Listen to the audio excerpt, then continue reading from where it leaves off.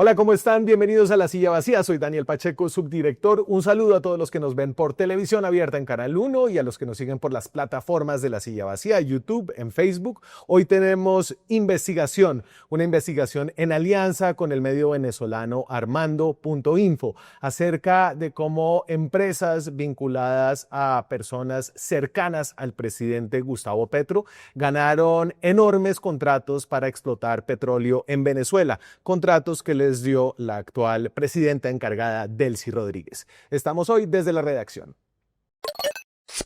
Ginette Prieto es la coordinadora de la unidad investigativa y la autora de esta investigación que firma con Roberto Denis, que es el director de Armando.info. Delcy Rodríguez les dio contratos petroleros a empresarios del Círculo de Petro. Abajo está Danilo Romero, que es el compadre de Petro, es decir, él es padrino de uno de los hijos de Petro y Petro es padrino de uno de los hijos de... ¿Qué tal, Ginette? ¿Cómo estás? Bien, Daniel, ¿cómo estás? Les fue bien, ¿no? A los empresarios sí, muy bien. Tienen 2 contratos ahora que entregó, como decías, al inicio Delcy Rodríguez, pero aquí hay una precisión, cuando era ministra de Petróleos de Venezuela. Es decir, esos contratos se entregaron el año pasado.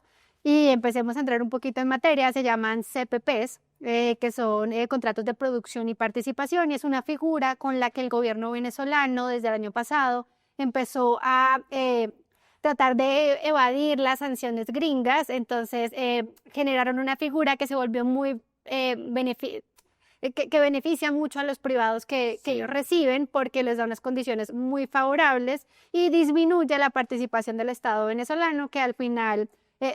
algo que voltea la moneda, porque un poco la política chavista y del régimen era que pues el Estado fuera el que manejara todo el petróleo. Eso cambió pues esa perspectiva, y entonces a través de esos CPPs se han entregado varios. Uno de esos, el del capítulo colombiano y el que investigamos con Armando.info, tiene que ver con el círculo del presidente Gustavo Petro, que arranca con el compadre del presidente. Y entonces aquí está Delcy Rodríguez anunciando el lanzamiento de los CPPs que empiezan a ganarle puntos. Ahora lo sabemos como en retrospectiva con la administración de Donald Trump, que finalmente la escoge para suceder a Nicolás Maduro en Venezuela. No hay una agenda extraterrestre oculta, es un modelo que se ha venido ejecutando. Me complace haber escuchado al representante de NAVE, porque fue el primer CPP que se firmó en Venezuela en abril de 2024. Hay muchas agendas ocultas, como ha mostrado Armando.info, y ahorita vamos a hablar con Roberto Denis. Pero entonces, el capítulo colombiano. Entonces, ¿cómo llegó Danilo Romero? Antes de eso, te voy a poner, ya este video lo hemos puesto muchas veces, pero creo que muestra una cantidad, como los beneficios que han tenido las personas que estaban tan cerca al presidente Petro, sobre todo después de la campaña presidencial, ¿no? Entonces, un poco da el contexto de lo que es este video que vamos a poner. Que este es un video que se filmó el día que el presidente Petro ganó la segunda vuelta presidencial. Estaba en su apartamento con su círculo más cercano, es decir, no era un evento público, sino habían unas personas específicamente invitadas para estar con él, esperar los resultados y darle el abrazo si celebraba la victoria, algo que en efecto pasó. Ese es el contexto del video. 2 de las personas que están en ese video tienen que ver en esta historia.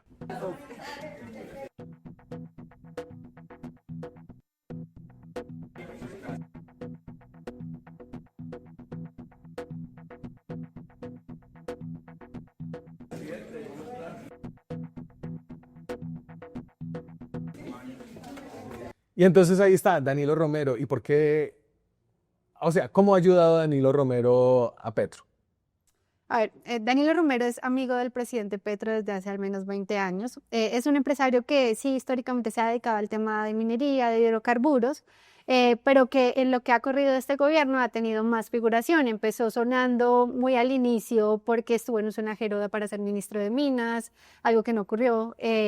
Y luego apareció, luego muchas personas no lo empezaron a nombrar, y hasta que apareció mencionado en un audio que La Silla Vacía publicó hace ya un año larguito, en el que uno de los miembros de Cenit, que es una filial de Ecopetrol, decía que se necesitaban dar contratos para pagar favores de campaña y nombraba a Danilo como una de las facciones que estaba manejando esa filial de Ecopetrol. Danilo ha negado cualquier intervención en Ecopetrol o en el gobierno. Sí. Él dice que pues él respeta a Petro y demás y que han usado su nombre indebidamente, pero nuevamente vuelve a aparecer, esta vez no en Colombia, sino en Venezuela, en los CPPs. Pero él sí te reconoció en una de las historias que hicimos que invitó, después de ganar la presidencia, Gustavo Petro se fue a Florencia, Italia, a unas vacaciones con toda su familia y que todas esas vacaciones fueron pagadas por Danilo Romero. Sí, él los invitó. Básicamente estaban pues muy contentos, se habían ganado la presidencia de Colombia y un poco parafraseando lo que dijo Romero fue como pues yo los invito para que vayamos y celebremos en Florencia porque Florencia es una ciudad muy querida para la familia Petro porque pues varios ahí tienen raíces italianas. Petro creo que tiene una nacionalidad italiana. Pues nos enteramos por su inclusión en la lista OFAC, en la lista Clinton. Bueno, seguramente no fue barata la invitación ni fue la primera. Entremos en el tema de cómo rastrearon ustedes la participación de Romero y de los vínculos de Manel Grau, que es a través del hermano, del catalán nacionalizado por Petro, que estaba también en ese video. Ok, entonces retomando lo de los CPPs, en Venezuela esos CPPs se han entregado de manera ciertamente opaca. Armando.info empezó a seguir estas entregas y se dio cuenta de que pues, consiguió una lista de empresas que han sido beneficiadas y en esa lista aparecía Colben Business and Corp, Sí. que es la empresa protagonista de esta historia. Colben Business and Corp aparecía en dos momentos, uno que decía CPP Barinas y otro que decía CPP Apure. Que eso es pegadito a la frontera Son con dos Colombia. estados, exacto, por el lado de Arauca, son muy cercanos al oleoducto de Caño Limón, o sea, es casi como que una continuación del petróleo que hay en el lado colombiano en Caño Limón, continúa en Venezuela. Aparecía básicamente así Colben, entonces empezamos a rastrearla en conjunto con Armando.info y navegando papeles empresariales y demás, pues nos dimos cuenta que en efecto desde sus inicios aparecían personas ligadas a Danilo Romero. Y luego la sociedad empieza a mutar un poco y aparecen dos empresas panameñas que son, una se llama Cola Energy Group, que es a la que nos vamos a referir porque tiene el 90% de las acciones. Esa empresa fue fundada en 2024 por tres personas que pues acercan al círculo de Romero y ahí entra el otro protagonista que acabamos de ver en el video. Entonces, una es Diego Martínez Plata, que es un sobrino de Danilo Romero, es sobrino a través de la esposa. Otra es José Velázquez, que es un empresario venezolano que ahorita les va a contar más en detalle Roberto. Y el último es Gregorio Grau Pujadas. Sí. Gregorio es hermano de Manel Grau Pujadas, que es uno de los catalanes que nacionalizó el presidente Petro al poco tiempo de llegar a la presidencia. Y Manel Grau estuvo, de hecho, en Venezuela con la primera dama sin tener un cargo oficial, lo que generó, de nuevo, una cantidad de ruido acerca de su interés en los negocios de hidrocarburos que ahora resulta teniendo su hermano con estos pozos que son enormes. Sí, los pozos son enormes, tienen 1.100 millones de barriles en reservas probadas y eso es más de la mitad de todas las reservas probadas en Colombia, es un negocio enorme. Y dos, Manel es tan cercano a la primera dama que recientemente apareció junto a ella en Estocolmo cuando el medio Expressen reveló que Verónica Alcocer se mueve en un círculo exclusivo en ese sector de Europa. Manel básicamente ha aparecido a lo largo de este gobierno en varios momentos y aunque niega ser, o más bien tener que ver con los negocios de su hermano Gregorio, pues en 2015 la silla, como lo reveló la silla también hace algunos meses, en realidad él aparece en correos en los que se copia tanto a él como a su hermano Gregorio, en los que se habla de hidrocarburos y de intereses minero-energéticos en Colombia. Ese es un poco el capítulo Colombia. Ginette, voy a hablar más con Roberto acerca de lo que está detrás de los CPPs y de la nueva industria del petróleo en Venezuela. De allá es Roberto Denis. ¿Tú eres director? Director, dueño y... Director, sí. Y redactor. No, y redactor, exacto, sí. De Armando.info, que es un medio que se especializa en periodismo investigativo. Correcto. Además, Roberto, un gusto tenerte por acá. Muy bien, muchas gracias a ustedes por la invitación. Chévere, estuvo chévere esta alianza. Sí, muy chévere porque, digamos, ustedes con Ginette y el equipo de ustedes nos ayudaron a llenar el vacío de lo que al comienzo estábamos viendo y era el del lado colombiano, así que fue muy útil. Déjame arrancar por ahí, como, ¿qué recibiste de ese llenado? O sea, como que esas eran unas piezas que mostraban como un interés muy temprano en Venezuela desde ese círculo del presidente Petro, Sí, ¿no? sí. Primero eso, pero además, digamos, poner en el mapa de estos negocios a un personaje como Danilo Romero, a quien a lo mejor uno por referencia y las noticias en Colombia y otras publicaciones de ustedes que ustedes hicieron hace un tiempo, digamos, uno lo veía por referencia, pero ver ahora, digamos, que ese mismo círculo, pese a que uno siempre recibía fuentes venezolanas de PDVSA diciéndole, mira, que hay un grupo que parece cercano al entorno del presidente colombiano, que estarían tratando de meterse en negocios petroleros, pero verlo tan crudamente, a mí, digamos, me sorprendió en el sentido de que, bueno, muchas veces a lo mejor estos empresarios buscan esconderse un poquito más, pero aquí no lo hicieron. Claro, sobre todo porque además la empresa Colben y Colenergy, estas dos empresas, pues no tenían ninguna trayectoria en el mundo del petróleo como para decir, oye, ven, te voy a dar como los dos pozos que podrían ser un gran negocio a futuro. Exactamente, si uno ve, primero son empresas recién creadas, octubre de 2022 una y la otra en mayo de 2024, Colenergy en Panamá. Es muy difícil que en cualquier otro contexto, en cualquier otro país, digamos, un negocio petrolero que supone tanta inversión, se lo den a una empresa recién creada. Entonces eso también, digamos, a uno como periodista le hace sonar más alarmas, decir, bueno, sí, mira, si no es por trayectoria, experiencia, por balances contables, porque los números tampoco eran muy buenos al cierre de 2024, ¿qué más hay aquí? Sí. Y eso es lo que fuimos, digamos, tirando de ese hilo, fuimos juntando toda la evidencia y todas las pruebas que teníamos. Presiento que esto es solo el inicio de una gran bonanza que va a haber en Venezuela, bajo unas condiciones difíciles. Te voy a poner a Delcy Rodríguez aquí hablando como de las nuevas condiciones y tú me cuentas un poquito más de lo que está pasando. Y que vengan los analistas y digan lo que digan. Pero esa es la pura verdad y el país lo va a ver con números. El país va a ver que vamos a captar inversiones para esos campos vírgenes que tiene Venezuela en sus mayores reservas petroleras del planeta.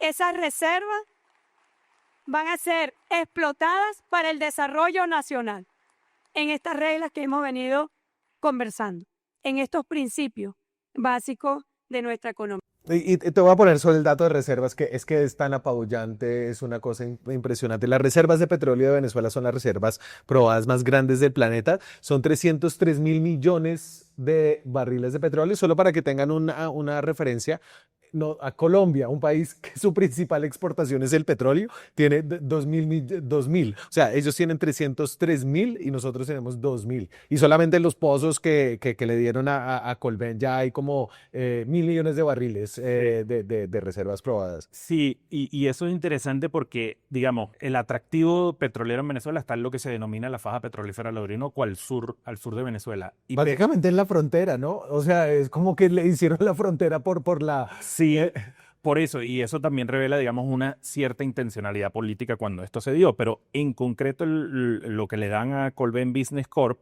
es lo que se denomina la cuenca Barinas-Apure, que Apure es fronterizo con el departamento de Arauca colombiano.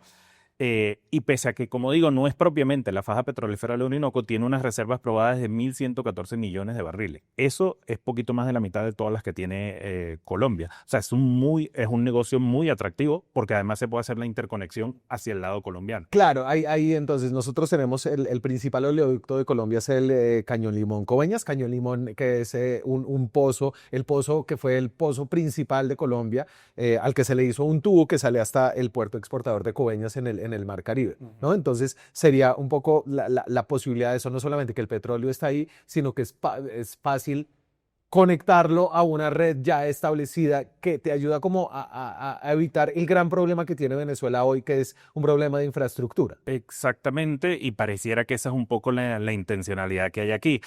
Uno oye a Delcy Rodríguez y uno dice, bueno, está descubriendo el agua tibia, es decir, Venezuela se sabe, digamos, el potencial que tiene desde el punto de vista petrolero, pero todos estos años exactamente lo que ocurrió fue lo contrario. O sea, la industria petrolera se vino al suelo Sí. y es por eso que ella ahorita creó, bueno, desde el 2024 creó los CPP, los contratos de participación productiva, porque es ahora como, bueno, buscar inversión privada para tratar de aprovechar esas reservas y que haya un repunte en la producción petrolera venezolana, que hoy está casi que al nivel de la de Colombia.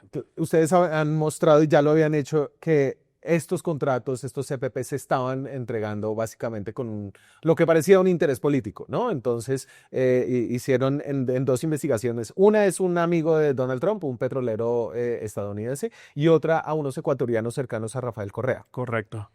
Sí, Delcy Rodríguez desde el 2024 en su condición de ministra de Petróleo crea esta figura, que por cierto no es solo para el asunto de evadir las sanciones, sino que es para salir del amarre que establecía la propia ley de hidrocarburos venezolana con las empresas mixtas que creó Hugo Chávez, donde ahí siempre el Estado tenía el 51%. Y lo que hemos rastreado hasta ahora es que esto se ha repartido con una opacidad tremenda. Sí. El que tú mencionabas es uno, que es el magnate petrolero Harry Sargent, fue el primero que le dieron, y después descubrimos a unos empresarios ecuatorianos muy cercanos a exfuncionarios del expresidente ecuatoriano Rafael Correa, y ahora tenemos el capítulo colombiano. El capítulo colombiano, y te agradezco, Roberto, que nos hayas ayudado como a indagar en eso. Quiero aprovechar que estás aquí como para hablar un poquito más de lo que ves hacia adelante en términos de no solamente el tema del petróleo y qué tan atractivo va a ser realmente y para qué tipo de personas, sino también de la situación política, porque Venezuela sí tiene mucho petróleo, pero ahorita hay además mucho petróleo que tal vez es más fácil de sacar y más una inversión más segura en Guyana, por ejemplo, que está también, es vecino de Venezuela, o en Brasil con unos desarrollos offshore, ¿no? Entonces, sí hay mucho petróleo, pero sientes que se necesita como que tener mucho riesgo o se necesitan unos incentivos políticos para meterse allá.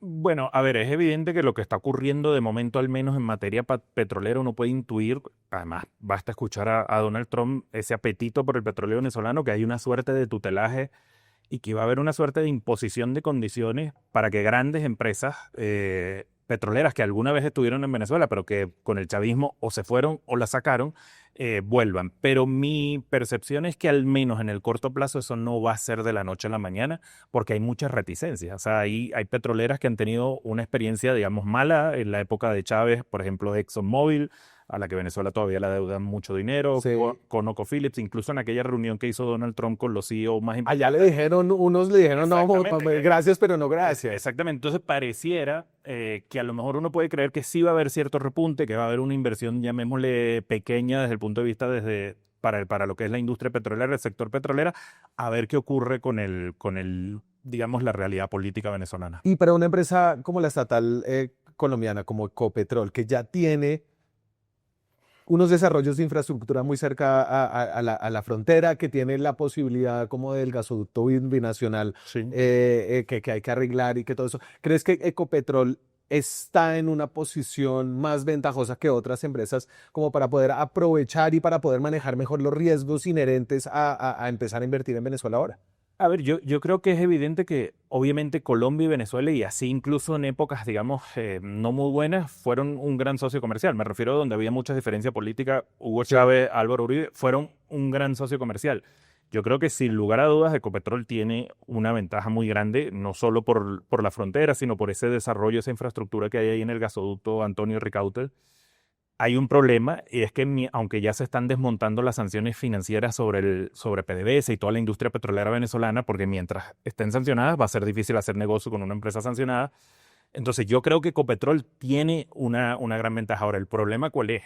Si estos negocios van a ser para favorecer a gente cercana a grupos políticos, sin experiencia en el sector, que solo responda a estos negociados, yo no sé si, digamos, Ecopetrol va a sacarle, y al final Colombia, digamos, le va a sacar el provecho, el beneficio de hacer negocios petroleros con Venezuela. Y ahora déjame preguntarte un poco de la situación política. Entonces, pues Delcy ya estaba hablando de venir acá. Se habló de un viaje posible a Estados Unidos. Es decir, y Marco Rubio, el secretario de Estado de Estados Unidos, dijo, bueno, eso no va a ser rápido, entonces tranquilos, no vamos a correr en la transición. Pero son dos relojes distintos, ¿no? El reloj de la Revolución Bolivariana, que sigue estando ahí, y el reloj de la democracia estadounidense, que digamos que sigue estando ahí también, ¿no? ¿Tú cómo sientes que esos dos relojes y la transición política van a funcionar en conjunto? Yo creo, y me parece que es la gran paradoja ahorita, es que esos dos grandes relojes que tú mencionas pareciera que están sincronizados, y es lo que me parece riesgosísimo. Es decir, luego de la captura de Nicolás Maduro y todo lo que ha ocurrido en Venezuela, hemos visto a Delcy Rodríguez actuando y haciendo algunas cosas que pareciera que apuntan a una apertura, pero es una apertura económica, una apertura petrolera, pero no abiertamente política de momento. Y pareciera que Estados Unidos está muy contento con ese plan, digamos que se estabilice el país, que haya un repunte en la industria petrolera y en última etapa los Estados Unidos tienen, digamos como ha dicho Marco Rubio, el tema de avanzar a una transición política. Y por eso digo que la paradoja es que esos dos relojes que parecían opuestos ahorita están sincronizados. Sí. Y el reloj que a mí no me sigue cuadrando ahí todavía es el reloj de la vuelta a la democracia venezolana que uno pone, digamos, en la figura de María Corina, del señor Edmundo González, que ganó las elecciones. Pues desde Armando.info, que no se publica en Venezuela porque está De la libertad, bloqueada. exactamente. Tú estás acá y no allá. Exactamente, desde la libertad de expresión, no solo el medio nuestro está bloqueado, muchos otros medios, y ahí no estamos viendo, digamos, una apertura igual de rápida que en materia petrolera. Digamos, en estos días el secretario de Energía de los Estados Unidos recorriendo las instalaciones petroleras venezolanas como si eso fuera el patio desde su casa, ¿no? Sí. Pero desde el punto de vista político no está ocurriendo lo mismo, y yo creo que ahí, para mí la gran duda, y yo creo que Delcy Rodríguez, ella no está convencida de avanzar a eso, ella está usando el tiempo como una estrategia para ver si le alarga la vida al régimen y eventualmente esperar que Donald Trump se vaya de la Casa Blanca, se termine su administración y ella seguir ahí. Y si ella intentara, digamos, bueno, entender que también esa apertura tiene que ir hacia lo político, yo creo que todavía va a enfrentar muchas resistencias a lo interno de las propias fuerzas de la Revolución Bolivariana y del régimen venezolano, como por ejemplo Diosdado Cabello. Nosotros ahora estábamos hablando un poco del capítulo colombiano en función de Gustavo Petro, pero tú ves un escenario de cambio de gobierno en Colombia donde un gobierno distinto pueda tener casi que unos cercanos muy parecidos trabajando con los venezolanos. Es difícil porque a día de hoy, digamos, el escenario político colombiano parece todavía incierto. A mí me parece pronto quizás a lo mejor aventurar quién, digamos, podría ser el próximo presidente de Colombia. Pero eso ya lo hemos visto incluso con Petro, ¿no? Petro jugó durante muchos años esta ambigüedad y casi que en todo su periodo, bueno, yo no reconozco a Maduro, pero fue a Venezuela.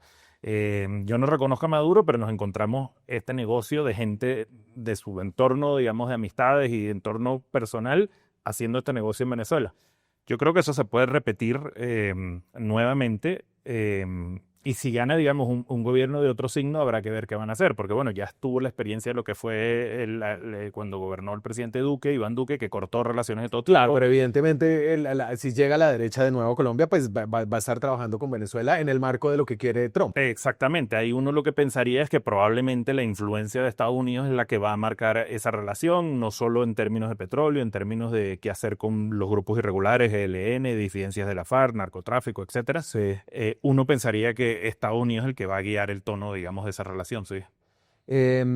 Y la relación interna, digamos, de las fuerzas del chavismo, que ha sido como pues tal vez el tema más opaco sobre el que todo el mundo ha querido como opinar. Entonces, ¿qué va a pasar con Vladimiro Padrino? ¿Qué va a pasar con Diosdado Cabello? ¿Qué va a pasar como con los Rodríguez? ¿Ese equilibrio lo ves restablecido? Ahorita hace poco Diosdado habló duro contra Petro, por ejemplo. ¿Qué tanto están interesados ellos en las elecciones colombianas o qué sientes cuál es la mirada desde allá? Yo creo que ahorita, digamos, el régimen evidentemente está en modo supervivencia desde lo político. Poquitos días después, pocas horas más bien después de la captura de Nicolás Maduro, Delcy Rodríguez hizo una presentación entre las bases del partido de gobierno, el Partido Socialista Unido de Venezuela, y ella ahí estableció 3 objetivos y hablaba de la estabilidad, la paz, pero el tercer objetivo de esa conversación era preservar el poder político. Ajá. El chavismo ha tenido una característica en estos 27 años que tienen el poder. Es verdad que lo integran, sobre todo después de la muerte de Hugo Chávez. Toda esa fuerza que él aglutinaba y que él representaba se dividió, se fragmentó porque nadie la aglutinaba en sí mismo. Nicolás Maduro hizo eso para sobrevivir todo el tiempo que sobrevivió en el poder. Cuando Maduro llegó al poder en Venezuela se decía no dura 6 meses porque claro, la gente veía, no le calza los zapatos a Chávez, pero repartiendo el poder logró permanecer todo el tiempo que permaneció. Y creo que ahorita estamos en una fase similar. Evidentemente se ha sacrificado una cuota de ese poder que era la de Nicolás Maduro y Cilia Flores, su mujer, que tenía mucho poder en Venezuela. Y ahora a él sí le toca reagrupar esa fuerza. Y pareciera que ahí lo clave en este momento es la figura de Diosdado Cabello. O sea, ella tiene que convencer, digamos, y alinear a Diosdado Cabello en la estrategia de que, mira, esto es lo estratégico para intentar alargarle la vida al régimen, porque es que si no está la amenaza militar de los Estados Unidos. Entonces yo creo que ya está en esa tarea. Yo creo que ya están empezando a aparecer por lo menos partidos de izquierda, que incluso que el chavismo desplazado y ha vetado prácticamente la vida política nacional, están siendo muy críticos con este viraje tan rápido que está haciendo ella en lo económico. Hay que ver cómo ella maneja eso, pero yo siento que tienen un gran todavía control institucional. Tienes que pensar que el hermano de Delcy Rodríguez, Jorge Rodríguez, es el presidente de la Asamblea Nacional. Sí. Es el cerebro paralelo del Consejo Nacional Electoral venezolano. El Consejo Nacional Electoral, el sistema automatizado de votación que hay hoy en día en Venezuela, es creación de Jorge Rodríguez. Entonces, mientras mantengan alineado a Diosdado y a las Fuerzas Armadas, pareciera que al menos internamente no habrá un quiebre. ¿Y hacia afuera ves mucho interés en lo que pasa en Colombia? ¿O están tan... Yo creo que ahorita están en modo supervivencia. Es clave, digamos, cómo están llevando esta relación con los Estados Unidos. Creo que obviamente de reojo están mirando sobre todo el paisaje político, lo que pueda ocurrir en Colombia, porque sin duda siempre lo que pasa en Venezuela influye en Colombia y viceversa. Pero en realidad yo creo que ahorita están en modo supervivencia y modo ver, digamos, cómo se entienden con Estados Unidos. Y para ir cerrando, Alex Saab. Bueno, está.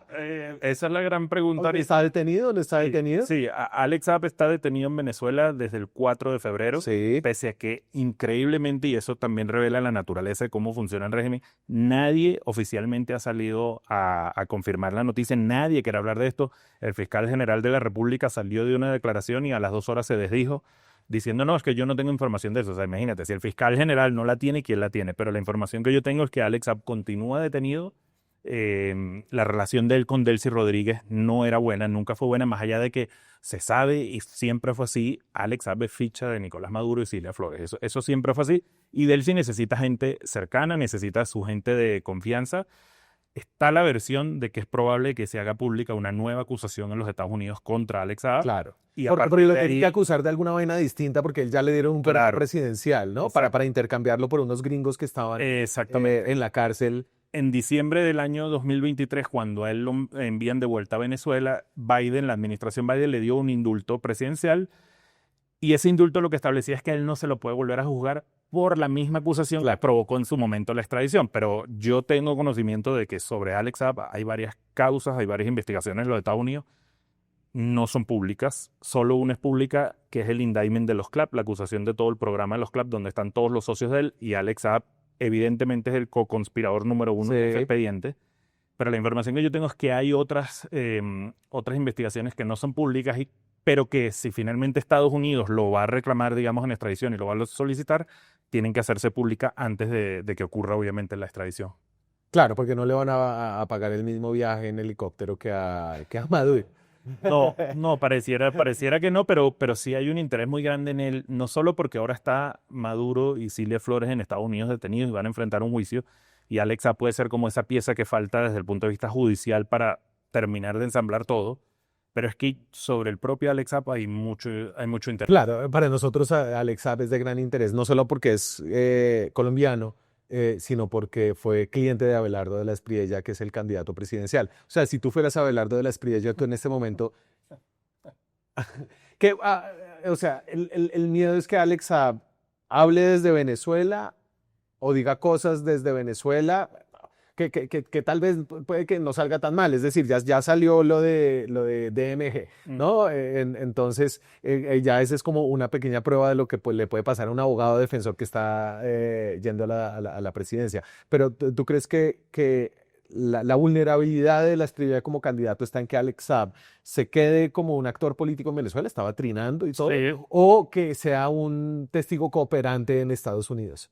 Que además es muy curioso porque estaba trinando sobre la realidad política colombiana. Hay personaje que se desvinculó de por Colombia primera vez en una década. Yo creo que sé. Sí, o sea, yo tengo 10 años investigando a Alex Saab. Desde 2016 empecé a investigarlo y Ana Armando Info habíamos publicado algo previo en 2015. Ajá. Y yo creo que todavía no conocemos toda la película de Alex Saab. Todavía va a haber giros que no nos imaginamos. Y creo que hay mucha gente que debe estar preocupada por el futuro de Alex Saab. Es decir, ¿qué pasa si queda en Venezuela? ¿O qué pasa incluso si queda libre en Venezuela y se va y colabora en determinado momento? ¿O qué pasa si en este momento se va a Estados Unidos? Y en el caso concreto de Abelardo Laspiela, yo esto lo he dicho en otros sitios, a mí no me gusta meterme porque ahorita es candidato, es la realidad política colombiana, pero la verdad es que Abelardo Laspiela no ha dicho toda la verdad sobre su relación con Alex Saab. Abelardo Laspiela en año 2017-2018 todavía decía que si se comprobara relación de su cliente, Alex Saab, con el régimen venezolano, él jamás lo defendería. Bueno, en 2017 y 2018 había sobradas pruebas Sí, de la vinculación. no había googleado de pronto. Me cuesta creer que no había googleado. Entonces creo que no ha dicho todo. Incluso recientemente al diario El Tiempo le dio una entrevista y decía, bueno, volví a explicar todo este relato que él Por dice desde cuando... 150 vez te responde esta pregunta. Sí, pero lo peor es que no responde lo que tiene que responder. Y ahí decía, bueno, que si al final se demostrara la culpabilidad de Alex Saab, bueno, que enfrente la justicia y que enfrente una pena. Me llamó la atención el condicional, es decir, debe ser que él todavía sigue creyendo que Alex Saab o no está con él, o no estuvo con el régimen, o tampoco cree tampoco en el sistema judicial americano, que es el que lo ha investigado desde hace mucho rato. O sea, me llamó la atención, digamos, ese condicional. Y yo sí creo, digamos, que debe haber mucha gente preocupada en qué pasa si finalmente, por ejemplo, él va a Estados Unidos y dice, mira, yo voy a contar todo con tal de buscar algún beneficio para él. Claro. Es evidente que tiene mucha información. A mí ahí lo que me hace, lo que no me, bueno, no es que no me cuadre, lo que me genera curiosidad de la cronología es que después de haber defendido a Alex Saab hasta el 2019, ¿cierto? Oficialmente, Sí. Abelardo consigue su ciudadanía estadounidense, se establece en Miami, dona plata al Partido Republicano y a los candidatos, al hoy secretario de Estado, a la gente como del círculo republicano, ¿no? Es decir, no es un colombiano viviendo en Miami que es como kriptonita política para el establecimiento político, sobre todo el republicano. Uh-huh.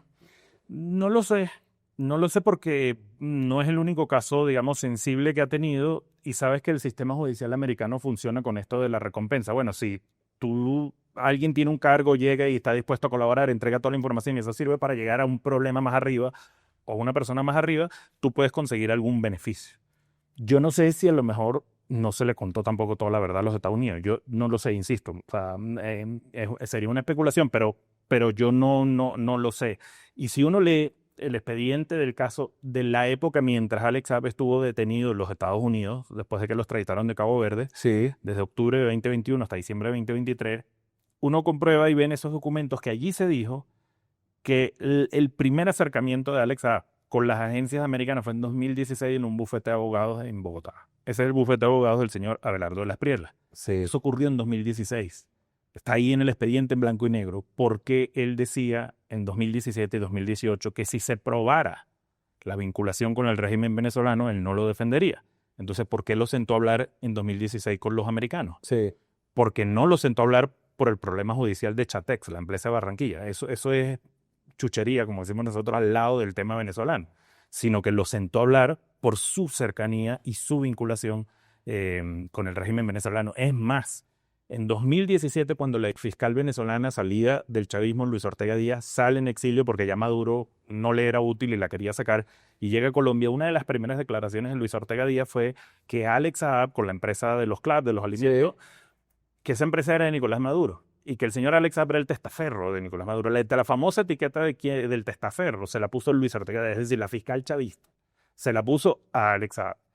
Y en ese momento, 2017, la reacción de Abelardo fue salir a decir que él iba a demandar, que ellos iban a demandar a Luis Ortega Díaz por difamación, injuria. Estamos hablando ya de 2017. ¿A ti te le has demandado a Abelardo?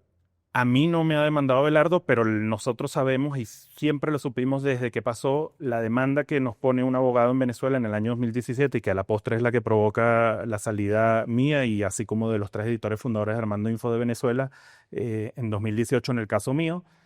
Nosotros siempre supimos que el asesor legal de toda esa estrategia detrás de esa presión a nosotros, a Gerardo Reyes, al colega Gerardo Reyes Univisión en Miami, era el señor Abelardo Laspiela. Creo que hay todavía tela por cortar en el tema de Venezuela y Colombia, en el tema que se cruza por el futuro energético de ambos países y por la política. Roberto, seguramente espero poder volverte a tener por acá y muchas gracias por esta colaboración. Creo que fue muy fructífera. Vale, muchas gracias. Gracias a ustedes, les recomiendo, pásense por armando.info, tiene cosas muy chéveres, hacen periodismo independiente sobre el poder y la plata, más que la política. Y ustedes tienen redes, también tienen Sí, YouTube. @ArmandoInfo en X y en Instagram igual. Y gracias por pasarse por acá. Les recuerdo, tenemos todavía unos cupos para nuestro curso de coyuntura de la silla vacía. Son una sesión al mes durante este periodo preelectoral y electoral, un curso virtual. Búsquelo, curso de coyuntura de la silla vacía. Está muy chévere para estar empapado de todo lo que está pasando en las elecciones y nos vemos con más contenido esta semana. Chao. Hacer periodismo independiente cuesta. Cada suscripción a este canal nos permite financiar historias que revelan patrones, intereses y otras dinámicas de poder que otros no cuentan. Suscríbase y sea parte de la comunidad que apoya a la silla vacía.